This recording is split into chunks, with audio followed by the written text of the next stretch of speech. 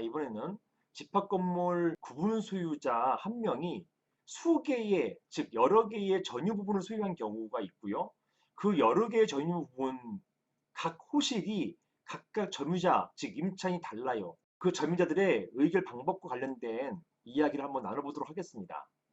먼저 질문을 제가 읽어보겠습니다. 안녕하세요, 변호사님. 저는 경남 창원에 있는 오피스텔의 구분 소유자입니다. 다름이 아니고 이번에 저희가 처음으로 관리단 총회를 개최해서 관리단 대표를 뽑으려고 하는데요. 의결권 정교수 선정에 있어서 의문이 있어서 질문을 드리게 되었습니다. 저희 건물 소유자 중 한 분이 10개의 소유 호실을 가지고 계신데요. 그중 6개 호실을 A라는 임차인이, 나머지 4개의 호실은 각각 B, C, D, E 임차인들이 각각 점유하고 있습니다.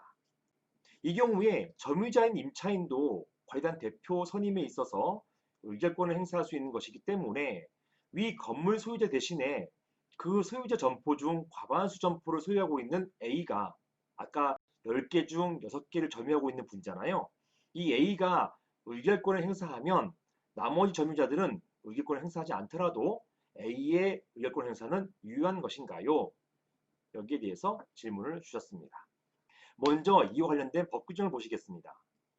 자, 집합건물의 소유 및 관리하는 법률이고요. 제24조입니다. 제4항을 보시면 구분 소유자의 승낙을 받아 전유 부분을 점유하는 자라고 되어 있습니다. 자, 이런 자는 이 점유하는 자는 보통은 임차인이에요. 판례는 임차인뿐만 아니라 고용된 사람 또는 그 가족 이분도 포함하고 있는데 기본적으로 임차인입니다. 자, 이렇게 임차인은 관리단 집회에 참석하여 그 구분 소유자의 의결권을 행사할 수 있다라고 되어 있습니다. 자, 이거는 자세히 보셔야 돼요. 판례가 많이 나와 있습니다. 구분 소유자의 승낙을 받아 전유 부분을 점유하는 자, 그러니까 임차인 등이라고 말씀드렸잖아요. 이런 임차인 등은 관리단 집회에 참석하여 라고 되어 있지만 여기에 참석은 직접 참석 말하는 것이 아니라 간접, 즉 위임장을 써줘서 간접적으로 참석하는 것도 포함하고 있어요. 포함해서 그 소유자의 의결권을 행사할 수 있다. 이 구분 소유자의 의결권을 행사하는 것이지만 이때 구분 소유자의 어떤 동의나 승낙이 있어야 되는 것은 아니라는 게 판례입니다. 즉 독자적으로 점유자가 구분 소유자의 의결권을 자기가 직접 행사할 수 있는 것이에요.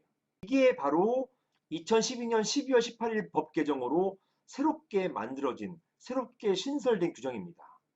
종래는요, 이렇게 임차인은 의결권을 행사할 수가 없었어요. 구분 소유자의 위임장을 받아서 간접적으로 행사할 수밖에 없었는데 2012년 법 개정을 통해 가지고 구분 소유자가 아닌 점유자도 자기가 직접 의결권을 행사할 수 있게 되었던 것입니다.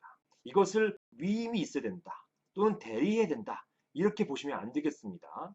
위임 없어도 또는 대리가 아니어도 본인이 직접 행사할 수가 있습니다. 물론 밑에 보시는 것처럼 단서 보시는 것처럼 다만 구분 소유자와 점유자가 달리 정해서 관리단에게 통지하거나 구분 소유자가 집회 이전에 내가 직접 의결권 행사하겠다라고 관리단에게 통지한 경우에는 그때는 점유자의 의결권을 행사할 수 없어요. 이 말은 무슨 말입니까? 구분 소유자가 자기가 직접 의결권 행사하겠다는 말을 관리단에게 통지하지 않는 이상 점유자가 그 당의 총회, 관리단 집회에서 본인이 의결권을 행사할 수 있다 이 말이 되겠습니다. 자, 이제 한 명이 수개의 전유 부분을 소유한 경우에 그 부분 점유자들의 의결권 행사 방법에 대해서 답변을 드려보겠습니다. 점유자는 구분 소유자의 의결권을 대신 행사하는 것이기 때문에 구분 소유자가 행사할 수 있는 범위를 넘어서 의결권 행사할 수는 없는 것입니다. 즉, 한 사람이 여러 개의 전유 부분을 소유하고 있는 경우에 구분 소유자 수로는 한 명이에요. 이것은 다 이제 아실 것입니다. 한 사람이 10개를 소유하고 있다 하더라도 구분 소유자 머릿수는 한 명이에요. 왜냐? 판례가 구분 소유자 수는 자연적 의미로 보기 때문에 자연적 의무이기 때문에 한 명이 10개 가지고 있으면 구분 소유자 수는 한 명이라는 것이에요. 이 구분 소유자는 한 명이기 때문에 점유자가 아까는 5명이었잖아요. 그 10개 호수를 5명이 점유하고 있다 하더라도 5개의 어떤 구분 소유자 수가 나오는 게 아니에요. 오로지 구분 소유자 한 개 안에 들어있는 것입니다. 이 말을 말하는 것입니다. 즉 점유자는 구분 소유의 의결권을 대신해서 행사하는 것이기 때문에 구분 소유자가 행사할 수 있는 범위, 즉 한 개의 구분 소유자란 말이에요. 이 한 개의 구분 소유자 범위를 넘어서 의결권 행사할 수는 없다라는 것입니다. 자, 수개의 전유 부분을 소유한 한 명의 구분 소유자가 있을 때 각 전유 부분의 점유자가 다르다면 이 사안에서는 5명이었죠. 전체 면적 중 과반수를 점유하고 있거나 여기서는 A겠죠. 또는 과반수 점유자로부터 의결권 행사자로 지정된 점유자 이 A가 B나 C나 D에게 의결권 행사를 넘긴다는 것이에요. 이런 점유자가 수개 전유 부분 전체에 대해서 구분 소유자 한 명의 의결권을 행사할 수 있다. 이건 통일적 행사할 수 있다 이렇게 표현한 것인데요. 이렇게 행사할 수 있다는 것이 판례의 태도입니다. 부산 고등법원 판례이거든요. 무슨 말입니까? 여기에서 10개의 점포를 한 명이 소유하고 있잖아요. 이 한 명이 의결권 행사하면 참 좋은데 이 한 명이 바빠가지고 의결권 행사를 하지 않을 때 여기에 점유자들도 각각 의결권 행사할 수 있단 말입니다. 하지만 그 의결권 행사한다 하더라도 구분 소유자 한 명이 범위를 넘지 못해요.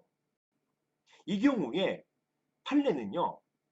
적어도 의결권 행사하려면 그 10개 점포 중에 과반수 이상을 점유하고 있는 점유자가 있거나 또는 모아서라도 마찬가지예요. 과반수 이상이 동일하거나 이런 경우에는 한 명, 구분 소유자 한 명의 의결권을 행사할 수 있다 이렇게 본 것입니다. 이게 굉장히 점유자의 의결권 행사를 확대해서 인정해주고 있는 것입니다. 원래는요, 점유자의 의결권은 이 점유자가 전체 통일돼야 되거든요. 그럼에도 불구하고 이 부산고등법원은 전체 중에서 과반수 점유자가 있다 한다면 그 점유자의 의결권, 나머지가 의결권 행사하지 않는다 하더라도 그 과반 점유자의 의결권을 인정해 주겠다라는 것입니다. 자, 다만 실무에서는요, 이것 때문에 또 여러 가지 분쟁이 있을 수 있으니까요. 아예 사전에 이런 분쟁이 없게 하는 게 가장 좋겠죠. 그렇기 때문에 이런 분쟁의 여지를 없애기 위해서 이 점유자의 의결권을 통일해서, 즉 여기서는 A, B, C, D, E의 의결권을 통일해서 하나의 위임장이나 하나의 서명결서를 받는 게 가장 좋고요. 또는 점유자들 간에 의결권 행사자 한 명을 정하는 것이 가장 좋겠습니다. 이런 게 없이 막연히 과반수로 할 경우에는 분쟁의 여지가 생길 수 있게 되는 것입니다. 이상입니다.